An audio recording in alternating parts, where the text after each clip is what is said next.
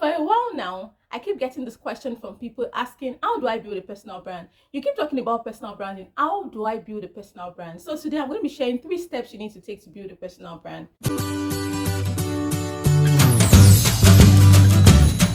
Welcome back to my channel. My name is Sinami Maika. In a previous video, I already explained what personal branding is and the advantages of personal branding. So today we're going to be looking at 3 steps to building a personal brand. Step 1. The first step is to identify, understand, and clarify your why.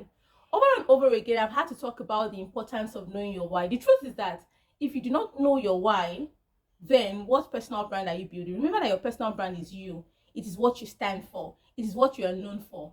So you should have a why to be able to build a personal brand. When you have identified your why and you understand it, it helps you to develop a well-defined personal brand. Defined in the sense that you are able to narrow down your niche to a particular topic or a particular set of people, right?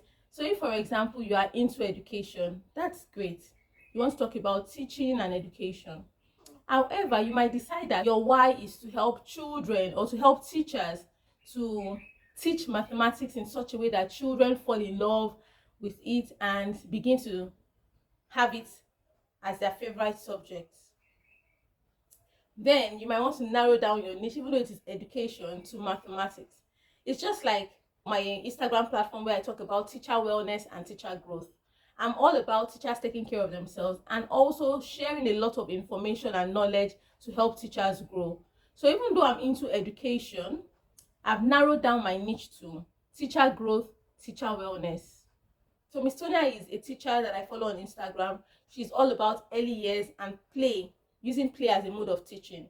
I have another teacher who is Mr. Akin. Mr. Akin is all about STEAM and activities, engaging children in activities to aid their learning.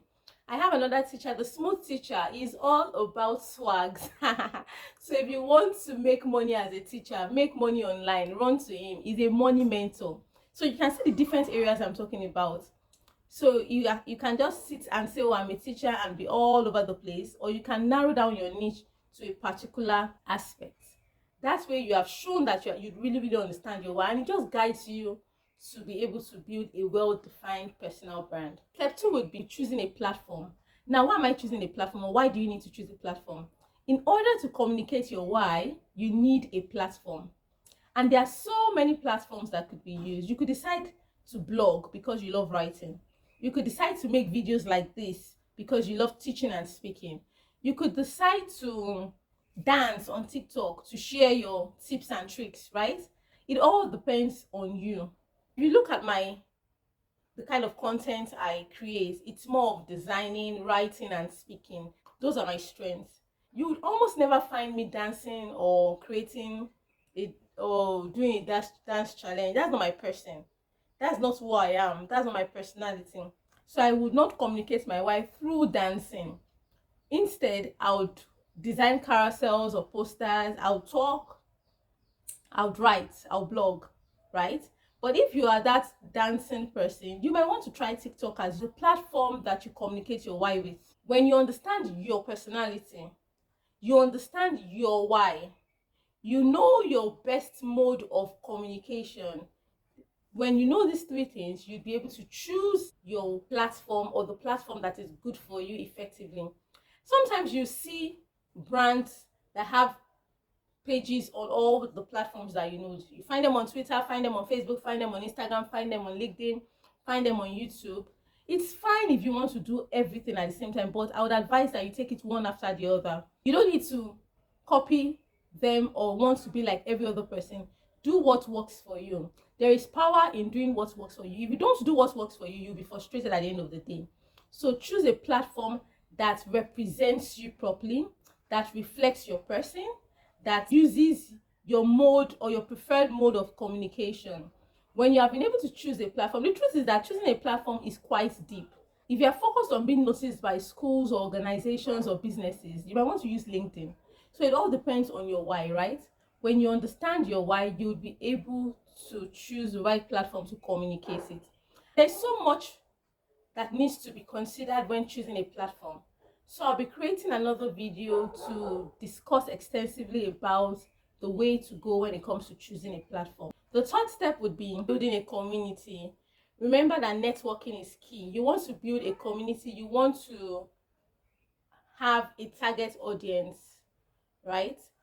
Most times when you decide to communicate your why using an existing platform where you have never spoken about your why, you might not find interested people, because those people did not follow you because of your why. They probably followed you because you were friends with you or you went to the same school. So while trying to build a community, people will follow you and unfollow you. The numbers should never ever affect your purpose for starting a personal brand. You would attract people who are interested in what you're talking about, and you will repel people that are not interested, which is fine. It's better to have people of like minds in your community, so that that's where you are able to build an authentic community, than to have people who are not interested and it seems like you have 5,000 followers but you get 5 likes, right? What's the point? Aside that, in this age and time, networking is the way to go. Building relationships, collaborating with other teachers is the way to go. So if you are that person that is competitive to the extent that you are hoarding information or you don't want to share, then you don't want to have a platform. What's the purpose of building a personal brand if you are not willing to share? Remember that you are sharing your knowledge, expertise, and your passion with people so that they can benefit from it. Identify you as valuable and expertise when it comes to that particular topic, and reach out to you when opportunities come, because you've been able to make a name for yourself. Apart from building a community, you also want to join other teacher communities, just to keep you encouraged and in tune with what the latest trends are when it comes to the education system, the latest G's, the latest trends when it comes to education. It's one thing to join a community, it's another thing to be active.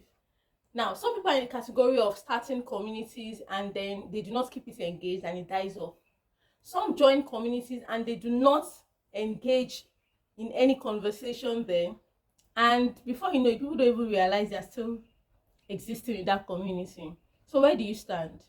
Active or passive? Now that you have learned the 3 steps to building a personal brand, I would like that you get to work.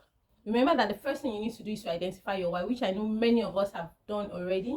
The next step is to choose a platform, and the third one is to build a community. Thank you for staying tuned. Thank you for listening. Please like this video and subscribe to my channel. See you in my next video.